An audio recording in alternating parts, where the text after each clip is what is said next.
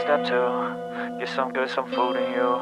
Step 3, think real hard about what you wanna be. Step 4, everybody just do your thing. Wake up, today's gonna be a good day.